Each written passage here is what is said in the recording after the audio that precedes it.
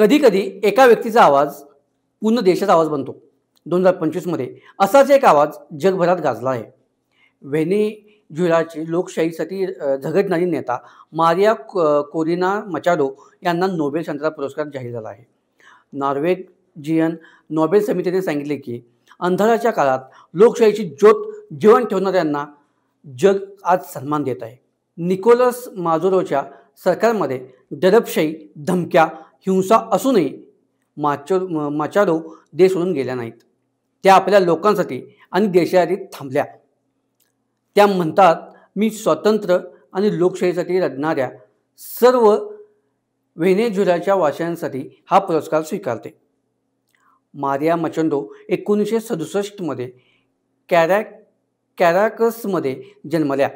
त्या अभियंता होत्या आणि इंडस्ट्रियल इंजिनिअरिंग तसेच फायनान्समध्ये शिक्षण घेतले. 2010 मध्ये त्या विक्रमी मताने संसदेत निवडून गेल्या. पण 2014 मध्ये त्यांना निलंबित करण्यात आले. त्यानंतर त्यांनी व्हेनेझुएला नावाचा पक्ष सुरू केला आणि लोकशाहीसाठी नवी चळवळ सुरू केली. पुरस्कार जाहीर झाल्यावर मारिया म्हणतात, मला धक्का बसला आहे. माझा विश्वास बसत नाही. हा पुरस्कार व्हेनेझुएलाच्या जनतेसाठी आहे. मी हा पुरस्कार जनतेला आणि डोनाल्ड ट्रम्प यांना समर्पित करते. दरम्यान अमेरिकेचे माजी राष्ट्राध्यक्ष डोनाल्ड ट्रम्प यांनी या निर्णयावर नाराजी व्यक्त केली आहे. ते म्हणाले, जगातील 8 युद्धे थांबवणाऱ्यांना नोबेल न देणे हा अपमान आहे. एका स्त्रीच्या धैर्याने पूर्ण राष्ट्र जागृत झाले आहे. मचाडो या आज लोकशाहीसाठी लढणाऱ्या प्रत्येकासाठी प्रेरणा आहेत. ही आहे एका संघर्षाची कथा, धैर्याची कथा आणि लोकशाहीच्या न विझणाऱ्या ज्योतीची कथा.